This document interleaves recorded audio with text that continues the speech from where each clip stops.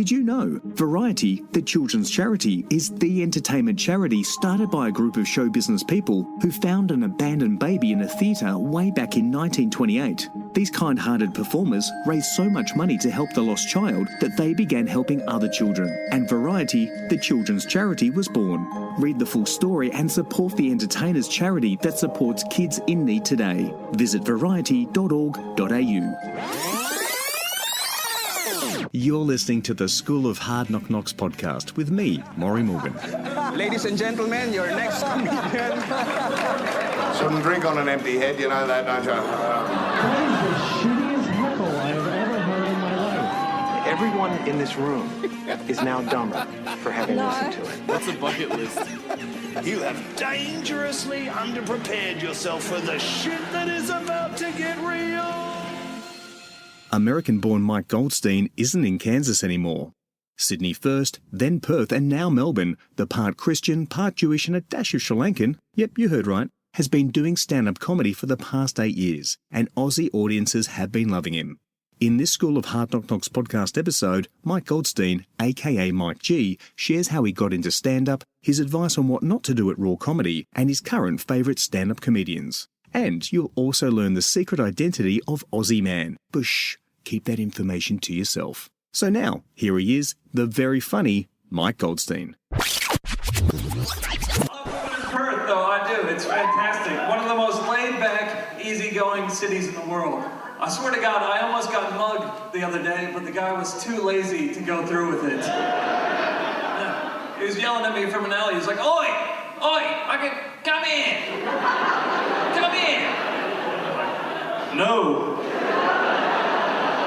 "Oi! Fuck you." Dodge that bullet. I am American. You guys can probably tell straight away because I'm an asshole. And a lot of people don't like Americans. That's fine. I get it. What I don't get is people who hate Americans but still love what we do. You know, our pop culture, our film, our TV, even our shitty fast food. To me, it's a bit hypocritical. You can't hate a group of people but still love what they do, right? It's like being a racist that loves hip hop. Or a homophobe at a Maroon 5 concert. Though I suppose I'm guilty of it as well, because I don't really like bogans, but I love crystal meth. Yeah, there's my dealer, right there.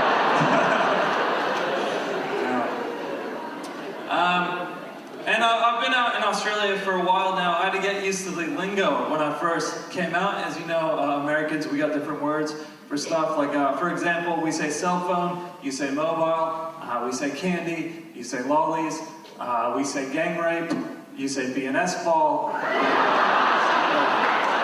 Some little things. I'm waiting for that one asshole to cheer again. All right. There he is.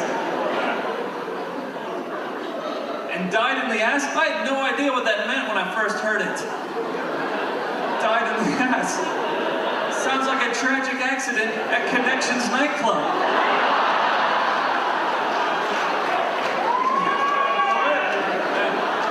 Yeah. What's a new one?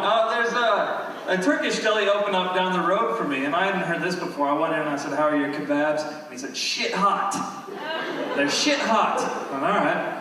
I just want to know if they're any good. Not what the side effects are, but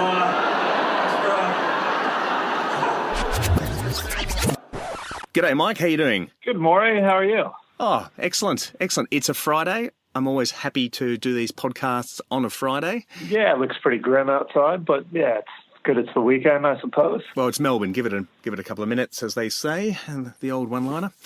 Well, fantastic. Thanks for your time, Mike, and being in this podcast. And I'm going to ask you a whole series of questions, dig deep, find out a bit more about that accent, and a little bit more of the comedy that you've done in Australia and elsewhere. So let's get stuck into it. Now, Mike, I understand that you were a lawyer at one point. Yeah, that's right. I think I lasted 2.5 years, just under 3, before it finally broke me. But yeah. It was it was good to do for a while. It gave me at least a financial cushion and a jumping off point for something to compare a real life job to what I've been doing for the past, 8 years full time. So it's good to know.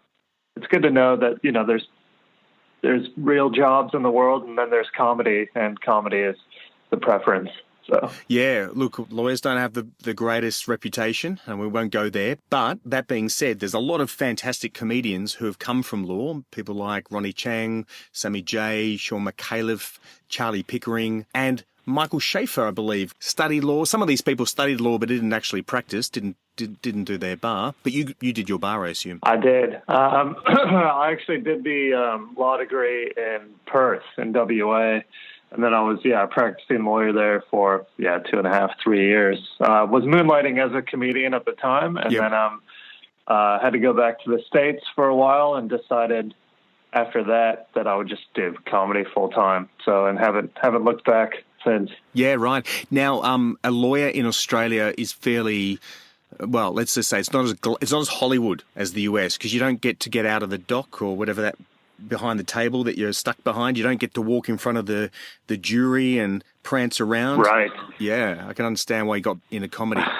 Yeah, I don't think it's as Hollywood or glamorous, no matter where you are in the world. It's the barristers in Australia maybe get a little more freedom to argue and more of that kind of generic what people view lawyers as doing. But I was behind a desk. Yep. I was in the court very rarely, and I was working commercial and corporate law, and it was all very dry and boring and soul crushing. There you go, soul crushing. And you thought stand-up comedy, where you put your opinions on stage in front of hundreds of people and they boo you. And that would be less soul crushing. Yeah. Yeah. Yeah. Well, I went from one profession, lawyers being filled with bitter alcoholics, to another profession filled with bitter alcoholics. So it's good. That's right. I guess one has student debt though, and the other one has no money. Exactly. But so I've made the latter career work, so it's going fine. Perfect. Excellent. Alrighty, well, I'm going to continue with these questions. Now, you just mentioned, and obviously the audience can tell by your accent, you're not from around here. You're from Kansas. Yeah. So born in Denver, Colorado, and raised in the neighboring state. And it's I go back once a year just to see family and friends, but really I haven't lived there since I was 17 years old. Because Australians know Kansas probably most for the Wicked Witch of the East and Toto and Dorothy. Wizard of Oz. I still get it. Yeah. When I used to have to show my ID, it would always, I would invariably get a "you're not in Kansas anymore" joke from a founder. So it's... Well, we won't go there. But did you crush the Wicked Witch of the East when you landed in Australia? Does that mean, is the subtext there? What am I escaping? Oh yeah, that's what I meant. Yeah. I don't know. Kansas is fairly boring, and it's a state that people leave. I guess the equivalent would be maybe growing up in Alice Springs in this country. It's flyover country, as they call it in the States, and it's generally all the guys I grew up with have kind of also moved to the coast, and I left pretty much right after my 18th birthday and really haven't looked back. Oh, and then you decided, of all the places to go to in Australia, because look, a lot of Americans, they always plan, you hear it all the time, I'd love to go to Australia, it's so far away. You went, I'm going to go to Perth. You were like, I'm going to go to the furthest place I know, and then I'm going to go further. Yeah, so it does actually sound like I am escaping something, that there was some crime in America. And Perth is the Mexico of Australia, basically. I was in Sydney first, and then met a girl, and she was from WA, and that classic thing. And then so I went over to WA, and actually there's some of my mom's side of the family is kind of scattered across Western Australia, so I was going to go there anyway. Oh, right. And then I ended up there broke and called my old man, and he said, well, get a job and start going to uni. And I did that and just ended up sticking around. No. So you said you do have a little bit of Aussie family then? They're not Aussie, actually. Well, I guess they're naturalized Australians now. My mom's side of the family is Sri Lankan, and so I know I don't look it, but they've just all kind of migrated there over the past, 30 years or so. Yeah. There you go. I didn't know that. I have never heard you do a Sri Lankan joke, nor have you ever done anything with Dilruk Jayasinger up on stage. Well, we did do a split show for the Perth Fringe last year, but the difference being Dill looks proper Sri Lankan, and I look like my dad. I look like a white Jew, and my siblings are very brown, but I, for whatever reason, I got the white side, and if I do bring it up, people just don't believe it on stage. It seems like total bullshit, and which is strange because at this point, man, I wish I look brown because I'd be getting all the sweet diversity gigs at the moment. Yeah, sadly. So you're from a family. Your family's half of it's Christian. That's your mother's side. Your dad's Jewish. Obviously, that's your surname. Now I'm learning you also come from a Sri Lankan background. I mean, you're pretty much untouchable now in terms of the content that you can talk about. If you're in a wheelchair and a lesbian, whew. Yeah, true. But then that being most people who are in a wheelchair and a lesbian, it's readily apparent. I know a lot of. Well, yeah. Let's be honest. Most lesbians do look like the type. And the thing is, if I got up there and started going, oh, my crazy mom the other day started yelling at me, and and then I do a thick Sri Lankan accent, people will just think this guy is just a weird racist asshole. So I can't. It's really appearance from Kansas. Appearance is paramount. So I can do the Jew jokes fine. People totally accept that. They can face profile me, but other than that, you would think I would be untouchable, but I can't really. I find it causes a weird disconnect if I try and dip into the Sri Lankan side of things. Yeah, I get it. You might have to do slow rebranding, sort of stick a Sri Lankan middle name hyphenated to your surname or something. Or there's an idea. Mike Runatung Goldstein. Yeah, that's a great one. What was that? Runatung Goldstein. Mike Runatunga Goldstein. He was a famous Sri Lankan cricket player. That's the best reference I could pull on short notice. Yeah, I don't know if that's true, but it certainly sounds it rolls off the tongue. That's for sure. Well, away from that side, let's talk about a little bit of your comedy. You competed at Raw Comedy. Right now, it is January 2018. We're in the beginning. I think in 2 days' time is the first heat in Melbourne, at least, and we've got Raw Comedy 2018. It's massive. You were in it. 2006. Tell us more about that experience. It was my first ever gig in Australia. Was the first heat for that, which in Perth, I don't know if you're aware of this, but it's massive, right? Like Raw Comedy is huge. The guy who runs it, at least at the time, I don't know how it's going now, but would sell out his 300 to 400 capacity venue every week just for heats, which is amazing if you think about it, because it's just an open mic competition. Mm-hmm. But for some reason, people in Perth really, I don't know, got behind it. Maybe it's the Triple J branding. So my first ever gig in Perth was, in front of 300 people in this big kind of warehouse bar in Perth, and it was crazy. The adrenaline was through the roof, and I'd written this, kind of crappy, hacky 5 minutes of material, and I guess I had the point of difference of having the American accent, and it went well enough that I got through to the semifinal heat. Yep. Yeah, and then made the classic kind of rookie mistake of doing a completely new 5 minutes at the semifinal, and that did not go as well. And so, that was it for me for Raw Comedy. But then I did Green Faces, which was still a thing, which I don't think is anymore, which is another open mic competition later that year, and got through to the national finals. So that was more kind of a successful competition for me. Oh, that's great. So how much comedy had you done prior to Raw? Not a lot. A few open mics here and there in the States. real sounds lame now, but the impetus for getting into comedy was giving a speech at my sister's wedding and crushing.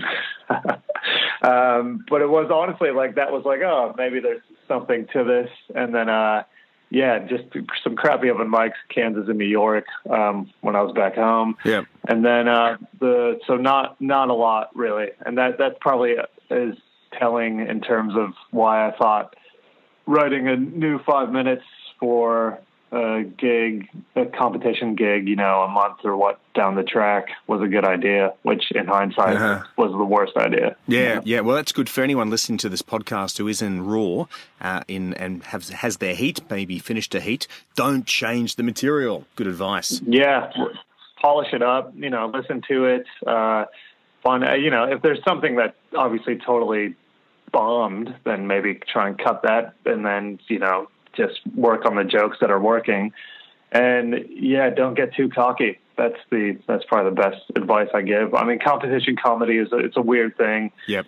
But just stick with try and write a golden 5 and then coast on that, as through the competition, and then just build on that outside of a competition framework to, try and get more material. Yeah, right. So 2006, that was your Raw. Were you still a lawyer at this point in time?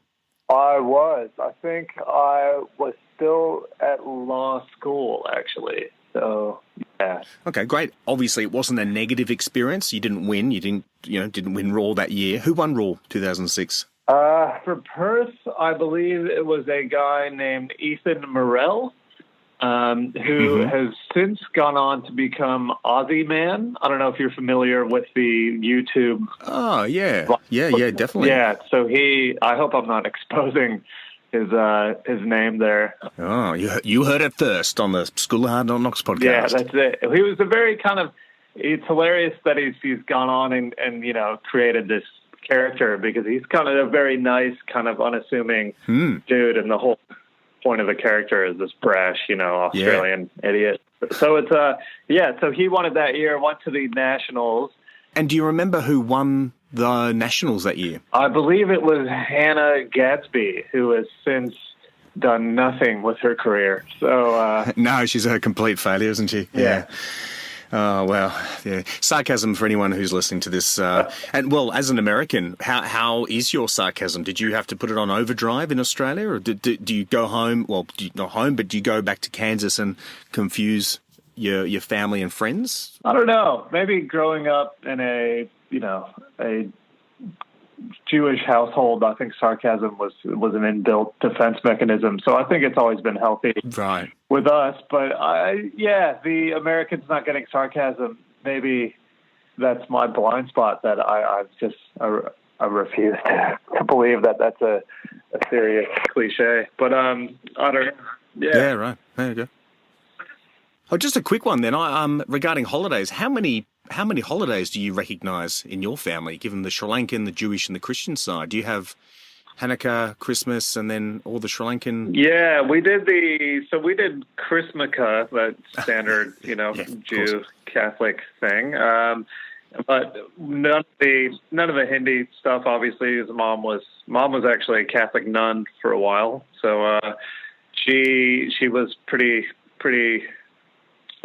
steadfast that we did Christmas every year. And then Hanukkah was whatever, pretty lax. The old man doesn't really, he's not really religious anymore. So we got the best of both worlds. So it was a fairly good December every year. Yeah. Any of the Sri Lankan holidays? Man, I couldn't even tell you what they are. No. We grew up in the middle of America, so if there was a Sri Lankan holiday, I'd have no idea. No idea. No. I'm beginning to ask this question of my interviewees, and that is, who is your favourite comedian currently, or someone that is getting your interest, someone you're more likely to YouTube than others these days?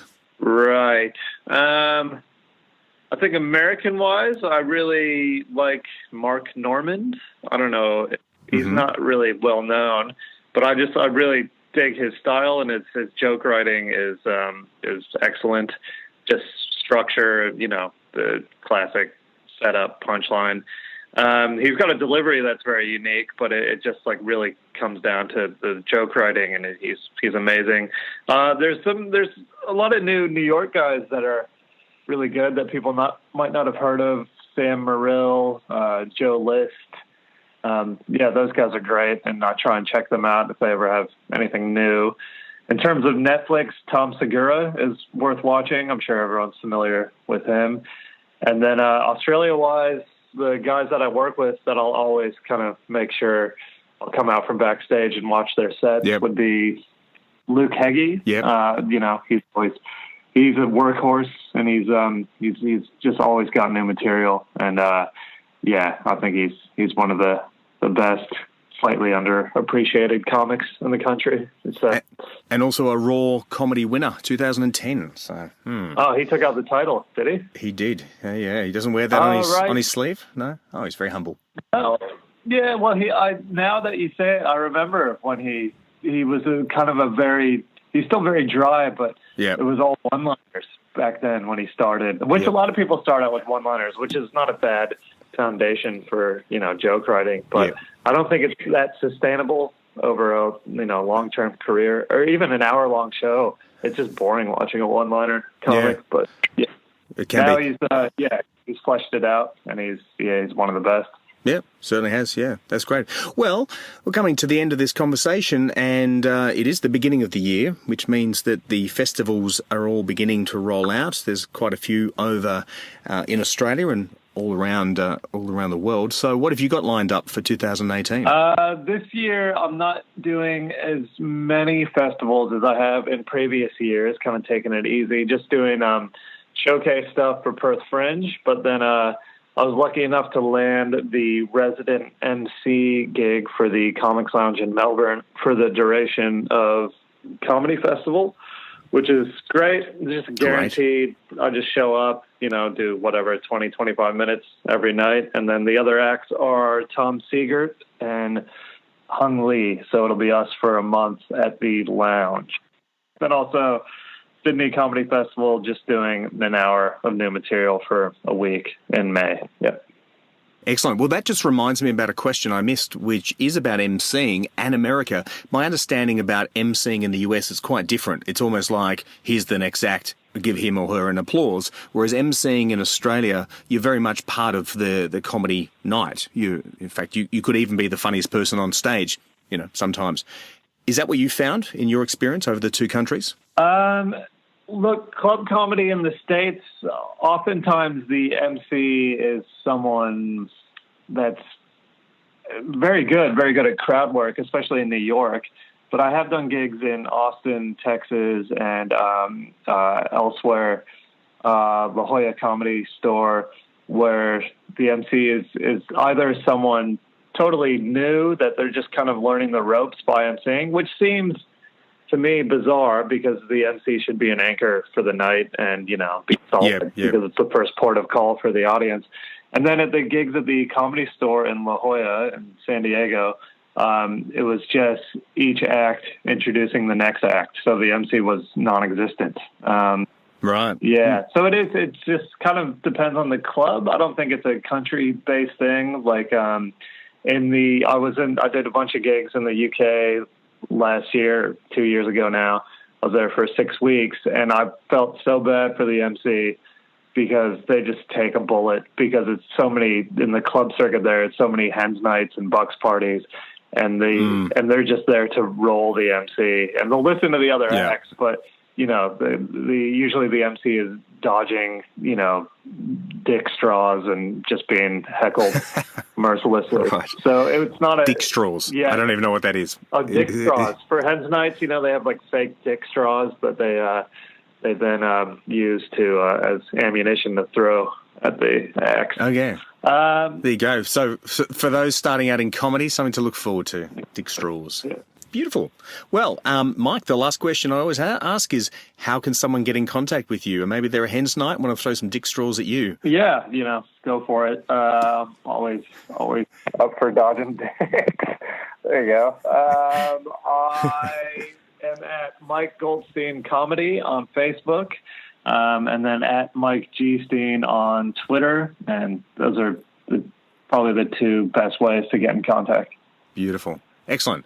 Well, Mike, thanks very much for your time today and hearing a little bit about how you got into comedy and the three sides of your upbringing and how possibly that has made you a funnier person.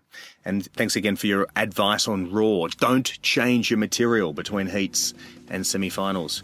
Well, Mike, thanks very much for your time and look forward to bumping into you. I should add, I have seen you. I've sat in the front row not last year, the year before, at MICF, Melbourne International Comedy Festival. In fact, you talked to me and my wife, and we had a great time. So, all right. You're a very funny man. All right. Thanks, Maury.